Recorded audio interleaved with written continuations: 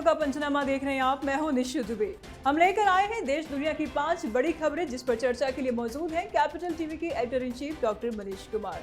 बहुत बहुत स्वागत है सर आपका। धन्यवाद। सबसे पहले एक नजर हेडलाइंस पर। चुनावी प्रचार थमा, केरल और असम में पिछड़ी कांग्रेस, ताजा सर्वे से राहुल की बड़ी टेंशन। पवन खेड़ा के घर पर छापेमारी, गिरफ्तारी के डर से हैदराबाद में छिपे सीएम हेमंत ने कहा पाताल से भी खोज निकालेंगे। पश्चिम बंगाल में 91 लाख वोटर्स के नाम कटे तो बौखला उठी ममता बनर्जी, ट्रिब्यूनल तक लड़ने का किया ऐलान। ईरान के खार्ग द्वीप पर हमला, ट्रंप की डेडलाइन से पहले ही इजराइल ने किया हमला, ईरान में भी किया पलटवार। पाकिस्तान में लगा लॉकडाउन, 8 बजे शाम तक बाजार बंद, ईरान वार में चौधरी बनना पड़ा महंगा। प्रचार का भोपू बंद हो गया है, 9 अप्रैल को मतदान होंगे और इस बीच चारों राज्यों की ओपिनियन पोल से कांग्रेस को झटका लगा है। सर्वे नतीजों से सियासी तापमान बढ़ गया है। मैट्रिक्स के सर्वे के मुताबिक तीसरी बार असम में कांग्रेस हारने जा रही है। यहां बीजेपी 92 से 102 सीटें लाकर क्लीन स्वीप कर रही है, तो केरल में एलडीएफ यूडीएफ का मुकाबला कड़ा है, तो बीजेपी यहां कांग्रेस के खेल बिगाड़ती नजर आ रही है। तो वहीं तमिलनाडु में भी एनडीए का सितारा चमक सकता है। कांग्रेस एक बार फिर से सर यहां पर हारती हुई नजर आ रही है, कैसे बचाएगी इज्जत? देखिए, उन राज्यों में चुनाव हो रहे हैं कि जहां कांग्रेस पार्टी का प्रदर्शन ये माना जा रहा था कि बहुत बेहतर होगा। इन 5 में से कम 3 जगहों पे कांग्रेस पार्टी की सरकार बननी थी नॉर्मल प्रोसेस के अंदर।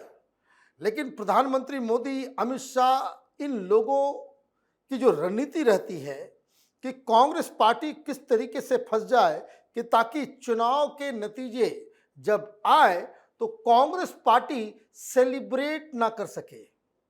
आप याद कीजिए कि कब राहुल गांधी ने चुनाव नतीजों के बाद सेलिब्रेट किया हो। 1-2 चुनाव छोड़ दीजिए, लेकिन जब भी 4-4, 5-5 राज्यों में चुनाव एक साथ होते हैं, आपने देखा, आप जीती हुई बाजी हार गए महाराष्ट्र में, जीता हुआ चुनाव आप हार गए हरियाणा के अंदर, बंगाल में 0, दिल्ली में 0। तो ये आपको बताता है कि कांग्रेस पार्टी किस तरीके से इस देश में राजनीति कर रही है। असम में तीसरी बार आप हार रहे हो और तीसरी बार आप केरल, जहां ये अक्सर होता था कि एक बार एलडीएफ, एक बार यूडीएफ, एक बार एलडीएफ, एक बार यूडीएफ, आप पिछली बार भी नहीं पलट सके और इस बार भी पंगा फंस गया है।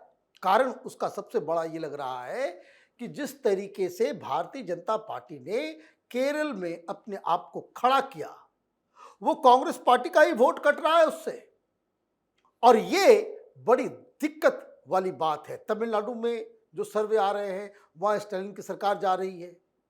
आप क्या करेंगे? आपके पास जीत के लिए अभी दावे के साथ कहने के लिए कुछ नहीं है। तो ये लग रहा है कि सेंचुरी जो है लगने वाली है राहुल गांधी की। 95 चुनाव हार चुके हैं, ये 5 और जुड़ जाएगा तो हो जाएगी इनकी सेंचुरी। अब बात दिल्ली से गायब हुए पवन खेड़ा की, जिन्हें असम की पुलिस ढूंढ रही है। सीएम हेमंत की पत्नी पर विदेशी पासपोर्ट का आरोप लगाना उन्हें महंगा पड़ गया है। उनके खिलाफ एफआईआर दर्ज करा दिया गया है। फिर पवन खेड़ा के घर पर असम पुलिस ने छापेमारी की, गिरफ्तारी के डर से वो दिल्ली से भाग गए। खबर ये है कि वो हैदराबाद में छिपे हैं।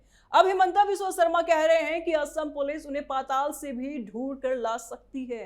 एक तरफ चुनाव, दूसरी तरफ पवन खेड़ा की मुश्किलें लगातार बढ़ती जा रही है सर। देखिए, पवन खेड़ा राहुल गांधी को खुश करने के चक्कर में कई बार इस तरीके से फंस चुके हैं। उनको जाना है राज्यसभा तो इनको चढ़ा दिया जाता है कि चलो भाई गाली गलौज शुरू कर दो। आप देखिए, कोई प्रधानमंत्री मोदी के पिताजी के बारे में कुछ कह दिया था पहले, है ना, गिरफ्तारी हो गई थी, फिर तो कोर्ट से बेल मिल गया तो मामला खत्म हुआ। फिर आपने वही काम कर दिया। क्यों करना है ये सब? क्या कर रहे थे आप? कि आप सीएम की वाइफ के पास पासपोर्ट है विदेशी, वही मुस्लिम देशों की, उससे चुनाव टर्न अराउंड हो जाएगा? चुनाव जीतने के लिए मेहनत करनी पड़ती है, चमचागिरी नहीं। नेताओं को जमीन में जाकर के पसीने बहाने पड़ते हैं, संगठन को खड़ा करना पड़ता है, लेकिन यहां तो चमचों की बारात लगी हुई है। आपने सोचा कि भाई एक ऐसा काम करते हैं कि चूंकि हेमंत बिस्व शर्मा को लाइक नहीं करते हैं राहुल गांधी की नजरों में हम बढ़ जाएंगे। आपने जो है लक्ष्मण रेखा क्रॉस कर दी और आपने प्रेस कॉन्फ्रेंस कर दिया बिना किसी तथ्य को जांचे परखे, किसी तरीके से आपने बस आरोप लगा दिया। आपको क्या लगा आप बच जाएंगे? और जिस तरह की गंदी भाषा का आपने इस्तेमाल किया कि अमित शाह का कोई दत्तक पुत्र है तो दत्तक बधू है, तो एक्शन हुआ। कायरों की तरह भागे आप।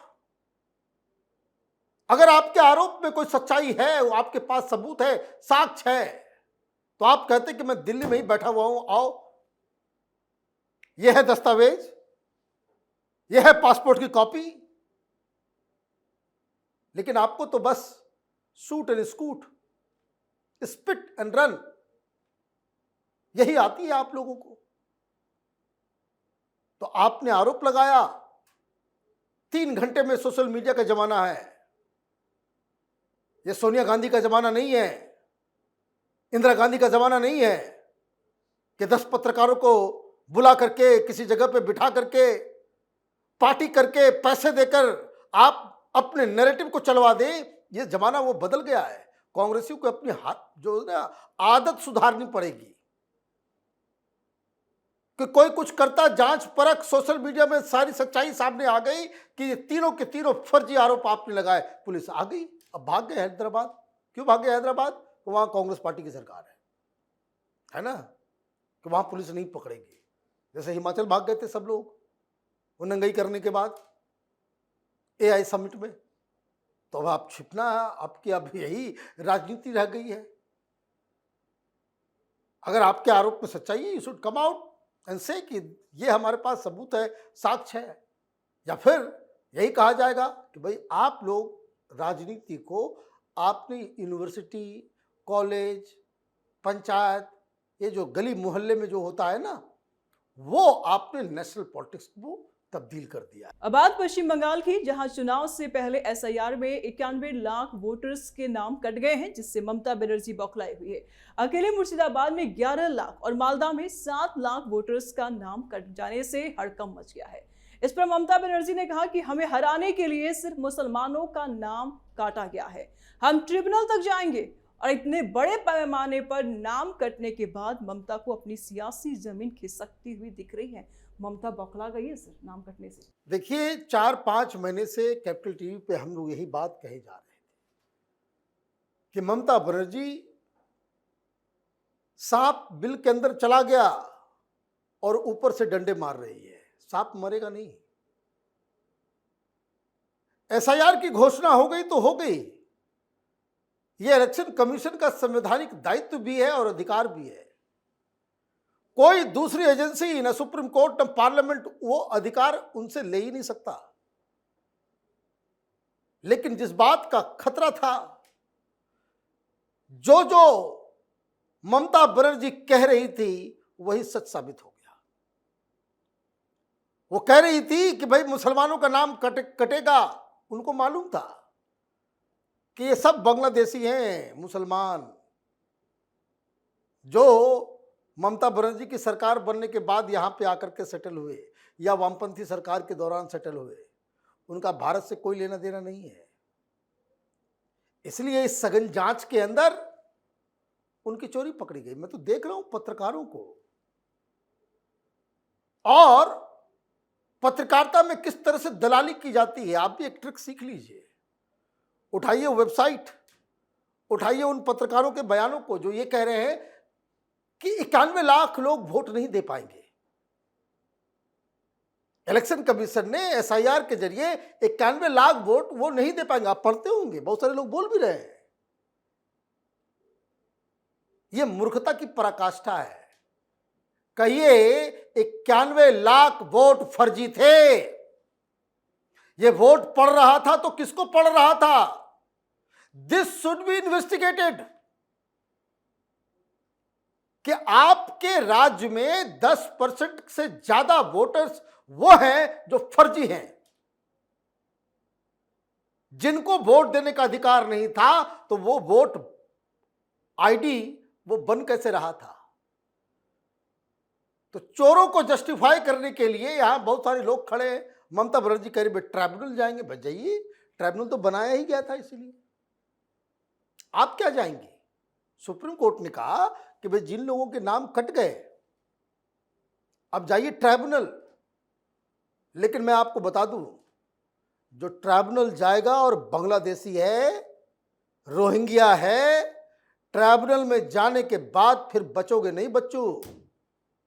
फिर उसके बाद इलेक्शन के बाद आपको पकड़ा जाएगा और उसके बाद डिपोर्ट किया जाएगा। क्योंकि ये जो 91 लाख नाम है जिसमें जो लोग मर गए उसको हटा दीजिए, जो लोग माइग्रेट कर गए उनको हटा दीजिए, और बाकी जो लोग हैं वो ऑलरेडी संदिग्धों के लिस्ट में है। तो अब देखिए आगे क्या क्या और भी खेल होगा। जी, तब बात ईरान वार की, जहां अब भयानक लड़ाई चल रही है। खबर आई है कि ईरान के खार्ग आइलैंड पर हमला हुआ है। कुछ घंटे पहले ट्रंप ने स्ट्रेट ऑफ हॉर्मुज को खोलने के लिए एक बार फिर अल्टीमेटम दिया। वहीं दूसरी तरफ इजराइल ने ईरानियों को चेतावनी दी है कि अगर वे ट्रेनों का इस्तेमाल करते हैं तो उनकी जान को खतरा है। इसका मतलब है कि ईरान पर और भी कई बड़े हमले हो सकते हैं। सर देखिए, आज की रात जो है कयामत की रात है। लेकिन पहले आपको मैं बता दूं, ये खार्ग के ऊपर हमला हुआ है। बहुत चतुर चालाक प्रोफेशनल किलर जो होते हैं ना, वो इंसान को बहुत मारते नहीं हैं, बस इधर का एक नस काट देते हैं, है ना। वो नस कटा नहीं, आदमी खत्म। ये खार्ग आइलैंड वही नस है, वही नस है जिसके ऊपर हमला हो गया। इजराइल ने किया, अभी तो इजराइल कर रहा है। रात के 12 बजे के बाद से अमेरिका ने कहा है कि नेस्तो नाबूद कर देंगे, क्योंकि स्ट्रेट ऑफ हॉर्मुज अगर तुमने नहीं खोला तो फिर इतनी ज्यादा बमबारी की जाएगी, सारे पावर स्टेशंस खत्म कर दिए जाएंगे, सारा जो है आपका जो है वाटर प्लांट जो है वो खत्म कर दिया जाएगा, सारे ब्रिजेस खत्म कर दिए जाएंगे। अब इजराइल कह रहा है कि ट्रेन भी खत्म कर देंगे। डोनाल्ड ट्रंप ने कहा कि इतनी तबाही करेंगे कि 100 साल तक तुम अपने आप को खड़ा नहीं कर पाओगे। ये कहानी आ गई है। कहा ये पाकिस्तान बीच में डोल रहा था कि हम चौधरी बनेंगे और यहां शांति स्थापित करवाएंगे। अगला 12 घंटा ईरान के ऊपर बहुत ही मुश्किलों भरा समय होने जा रहा है। एक तरफ ईरान पर हमले हो रहे, दूसरी तरफ पाकिस्तान भी पिट रहा है। हालत इतनी खराब हो गया है कि पाकिस्तान में लॉकडाउन की घोषणा की गई है। शहबाज सरकार ने पंजाब, खैबर पख्तूनख्वा, बलूचिस्तान, इस्लामाबाद, राजधानी क्षेत्र, गिलगिट बाल्टिस्तान और पीओके में बाजारों, शॉपिंग मॉल और वाणिज्यिक क्षेत्रों को रात 8 बजे बंद करने का फैसला लिया है। पहले पेट्रोल डीजल का दाम बढ़ाया और अब देश भर में लॉकडाउन लगा दिया है। बुरा पिट रहा है सिर्फ पाकिस्तान। देखिए, पाकिस्तान के साथ दिक्कत क्या है कि आप सिचुएशन को कंट्रोल नहीं कर पा रहे हैं। हर चीज में हिंदुस्तान की बराबरी करने से कोई सुअर वो हाथी तो नहीं बनेगा, कितना भी आप मोटा हो जाओ। ये दिक्कत है पाकिस्तानियों की। आपके पास तेल नहीं है तो तेल की कीमत कहां से कहां चली गई। लोग आपको दौड़ाए तो पेट्रोल की दाम आपने कम कर दिए 80 रुपए, लेकिन अभी भी डीजल 520 रुपए पर लीटर बिक रहा है। कहां चौधरी बनने गए कि ईरान के वो समझाने के लिए कि हम मध्यस्थता कराएंगे, कोई इस्लामाबाद अकॉर्ड साइन करवाएंगे। ईरान आपको पत्ता नहीं दे रहा, ईरान आपको गैस नहीं दे रहा, ईरान आपके शिप्स को आने नहीं दे रहा। ये खामखा कि पाकिस्तान के 20 शिप आ रहे हैं, ये आ रहे हैं, वो आ रहे हैं। तो आपके हाथ में जब आपको लॉकडाउन लगाना पड़ रहा है, इसका मतलब क्या है? इसका मतलब यह है कि things have gone beyond your capacity. आपके औकात के बाहर सिचुएशन खराब हो गई है। ये 4-5 दिन लॉकडाउन के बाद फिर आप क्या करोगे? खबर तो आ रही है कि ईरान के ऊपर जो है मिसाइलों की आज रात में बरसात होने वाली, फिर आप क्या करोगे? फिर आपको क्या करना पड़ेगा? और ये वाहियात किस्म के बयान, कलकत्ता तक घुस के मार देंगे, तो ये कर देंगे वो, ये सब किस लिए? ये बस उसी कारण कि आप लोगों को वहां इंडिया का एक डर खौफ दिखा करके हिंदू जालिम होते हैं, काफिर होते हैं, यही सब आप करते रह जाओगे। स्थिति ये है कि इंटरनल स्थिति पाकिस्तान की ऐसी हो गई है कि कभी भी वहां पे सिविल वॉर शुरू हो सकता है। जी, बहुत बहुत शुक्रिया सर तमाम जानकारियों के लिए। धन्यवाद। तो खबरों का पंचनामा में आज के लिए फिलहाल इतना ही। देश विदेश की बाकी खबरों और उनके सटीक एनालिसिस के लिए देखते रहिए कैपिटल टीवी। हमें लाइक कीजिए, शेयर कीजिए और कैपिटल टीवी को सब्सक्राइब कीजिए। नमस्कार।